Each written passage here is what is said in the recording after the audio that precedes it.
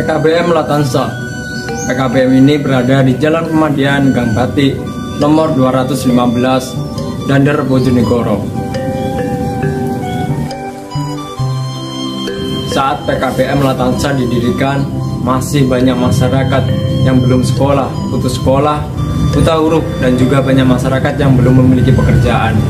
Hingga muncul rasa untuk membantu dan memberikan manfaat kepada mereka yang dalam keadaan belum mampu secara pendidikan dan pekerjaan.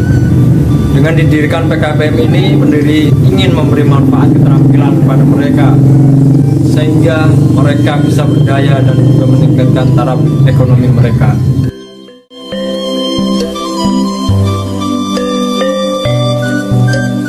Untuk meningkatkan taraf hidup masyarakat di sekitar PKBM dan masyarakat pada umumnya, PKBM memberikan pelatihan-pelatihan hingga saat ini terus berjalan, seperti pelatihan membatik.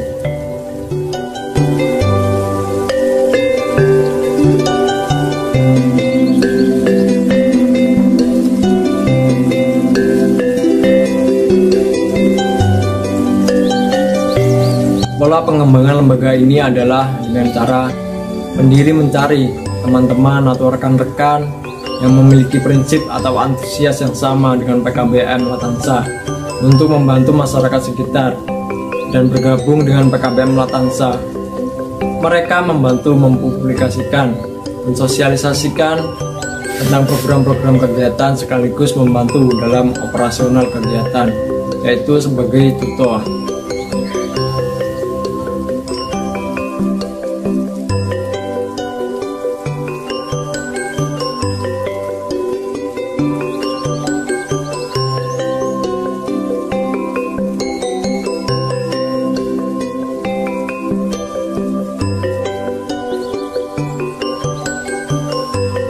Perlu kita ketahui, ada 16 desa di Dander dan setengah darinya ditangani oleh PKBM Latansa, yakni 8 desa. Kemudian lembaga mengembangkan lagi, di setiap desa ada agen atau tutor, didirikan kelas di setiap desa untuk kelas keaksaraan fungsional dan kelas kejar paket, sehingga tutor bisa lebih dekat dengan warga belajar dan warga belajar tidak perlu datang langsung ke PKBM Latansa Dander, Bojonegoro.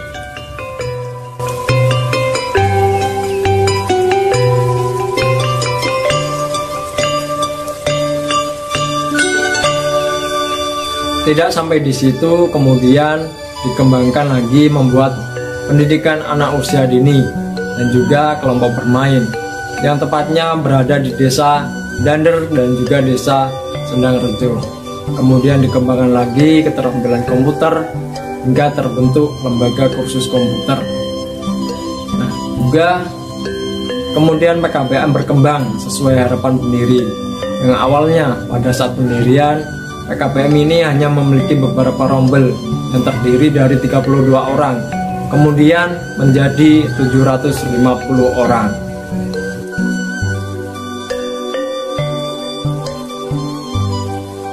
Program dan kegiatan yang ada di antaranya adalah kelompok bermain, pendidikan anak usia dini, kursus komputer, skill membatik, kencar paket A, B, dan C, keaksaraan fungsional, dan juga taman baca masyarakat.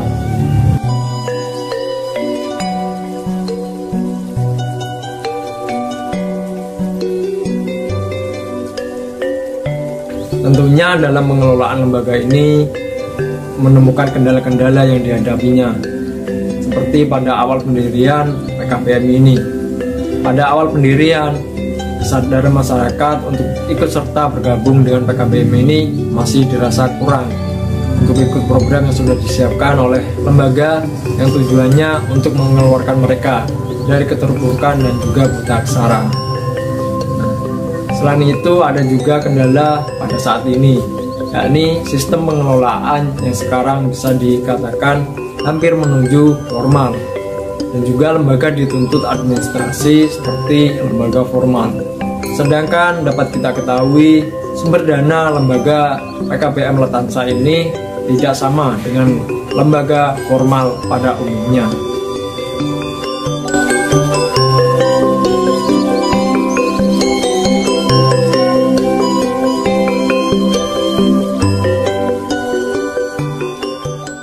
Sekian yang dapat saya sampaikan, kurang lebihnya mohon maaf. Assalamualaikum warahmatullahi wabarakatuh.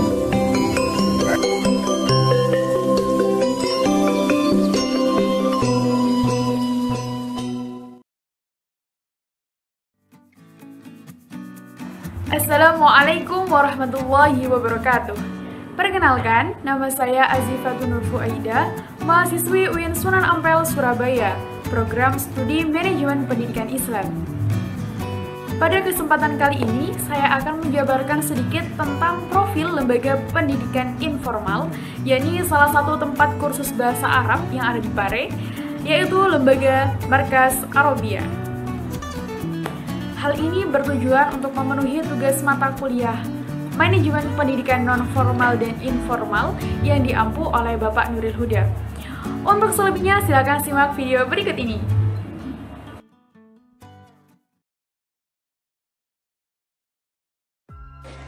Markas Arabiyah didirikan pada tanggal 11 April 2018 dengan 3 pelopor utama, yaitu Ustadz Chandra, Ustadz Relax, juga Ustadz Nigdar. Markas Arabiyah berada di Jalan Cempaka nomor 32, Tegal Sari, Tulungrejo, Kecamatan Pare, Kediri, Jawa Timur. Markas Arabiyah merupakan tempat kursus bahasa Arab dan mediator pemberangkatan pelajar Timur Tengah berbasis multiple intelligence dari level dasar hingga mahir. Emangnya ada program apa aja sih di Markas Arabiyah? Program di Markas Arabiyah didesain dari dasar hingga mahir. Yang pertama, ada program yang namanya I'dad, yakni diperuntukkan bagi siapa saja yang ingin belajar bahasa Arab mulai dasar. Yang kedua, ada yang namanya Akbarnas, yakni berfokus pada skill berbicara bahasa Arab. Kemudian, Makro, diperuntukkan bagi siapa saja yang ingin berfokus pada pembelajaran Qiraatul Kutub. Yang keempat, ada yang namanya Syarqi, yakni pembelajaran yang berfokus pada 4 maharoh. Yang kelima, ada namanya Takhosus, yakni berfokus pada pembelajaran gramatikal Arab seperti nahwu, sorof, i'lal maupun i'rab. Dan yang terakhir, ada program yang namanya Minhah, yakni diperuntukkan bagi siapa saja yang ingin melanjutkan pendidikan ke Timur Tengah, baik strata 1, 2, ataupun 3. Wah, kalau programnya sebanyak itu, lantas gimana terkait tenaga pengajar di Markas Arabiyah? Nah, di Markas Arabiyah itu, untuk tata kelola sumber daya manusianya terdiri dari BUK dan tenaga pengajar. BUK sendiri merupakan Biro Umum dan Kepegawaian yang terdiri dari bendahara, tata usaha, dan customer service. Sedangkan tenaga pengajarnya adalah mereka yang merupakan lulusan S1 dari perguruan tinggi terakreditasi A dari program studi pendidikan bahasa Arab dan sastra Arab yang IP-nya tidak kurang dari 3,5, atau mereka yang merupakan alumni Timur Tengah, baik dari Al-Azhar Mesir, Universitas Al-Ahqaf Yaman, ataupun sebagainya.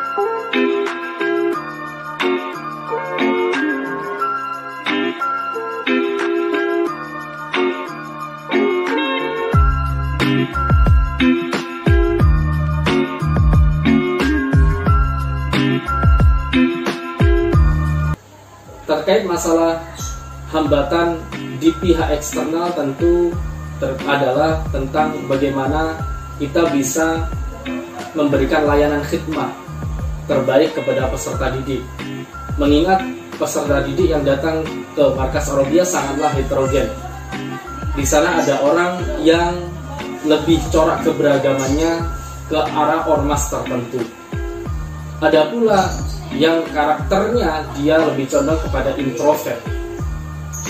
Serta hambatan yang kedua, tantangan yang kedua adalah profesionalisme asatidz, di mana tidak dapat dipungkiri sebagaimana iman, kedisiplinan, kesemangatan asatidz itu kadang naik, kadang turun, fluktuatif.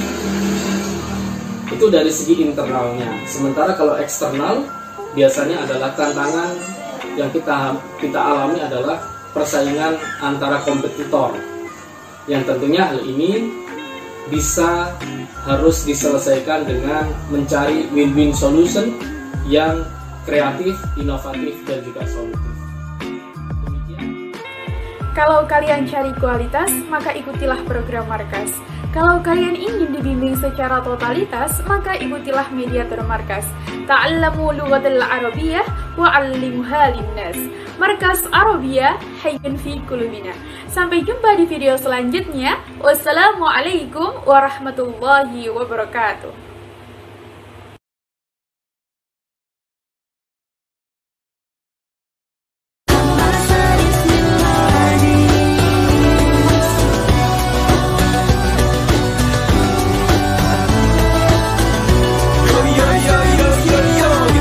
Bersama berkumpul dalam suka duka untuk menggapai akhirat kita milik bersama. Dari berbagai belahan bumi yang berbeda, menjalin kebersamaan dengan tujuan sama. Semua beban rintangan akan terasa ringan karena kita lalui dengan kebersamaan. Berjuang bersama pagi, siang, sore dan malam, mewujudkan mimpi ma'alil hazimal alam.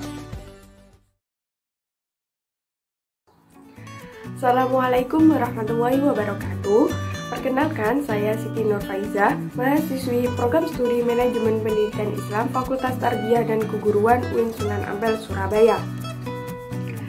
Pada video kali ini, saya akan memaparkan sedikit tentang profil lembaga pendidikan non-formal, yakni Taman Pendidikan Quran Nurul Rahmah. Untuk itu, langsung saja kita simak video berikut ini. TPQ Nurul Rahmah merupakan lembaga pendidikan non-formal yang berlokasi di RT 1 RW 4 Desa Weden, Kecamatan Bagilan, Kabupaten Tuban. TPQ Nurul Rahmah berdiri pada tahun 1994 yang didirikan oleh Kiai Amin. Awal mula berdirinya TPQ Nurul Rahmah ini bermula pada seorang pendiri yang mengajari putranya sendiri belajar mengaji, lalu bermunculan para tetangga di sekitar yang juga ikut mengaji. Lalu pada tahun 2017, TPQ Nurul Rahmah memiliki satu cabang, yakni yang berlokasi di RT 3 RW 3.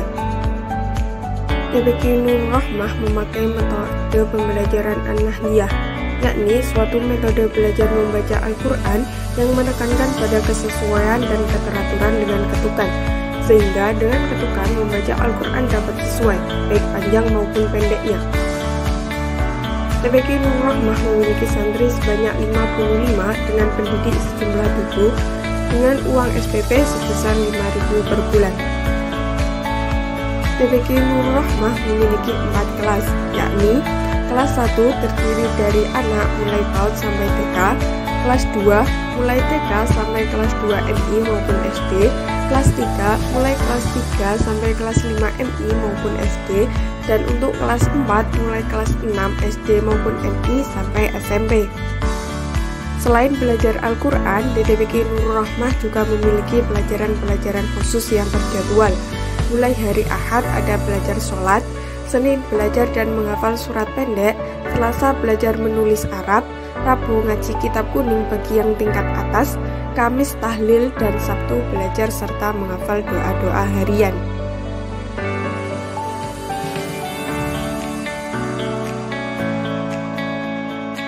Tantangan itu ya pertama tentang apa itu pembiayaan yang masih minim, jadi masih sederhana dalam itu yang menunjang kegiatan TPQ. Akhirnya ya masih sederhana.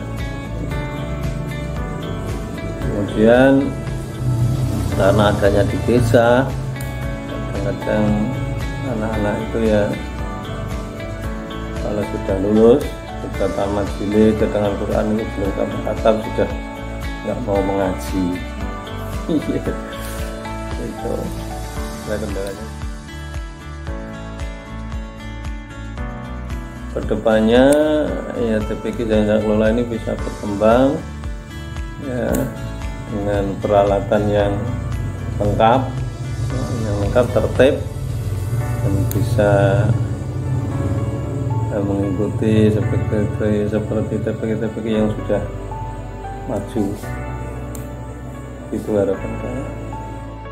Sekian video kali ini, semoga bermanfaat. Sampai jumpa dan wassalamualaikum warahmatullahi wabarakatuh.